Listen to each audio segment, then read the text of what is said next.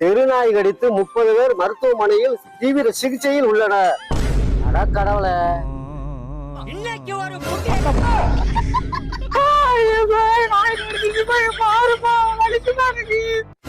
நாய் கடிச்சிருச்சா?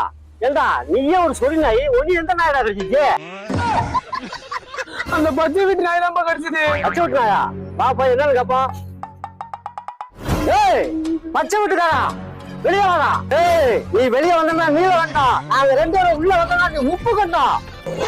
ஏய் நாயடா. யாரு அது? ஞாயிற்றுக்கிழமை அப்ப கறிக்கிஞ்ச நிம்மதியை திங்க விடுறாங்களா? ஏய் எங்கடா உன் நாய?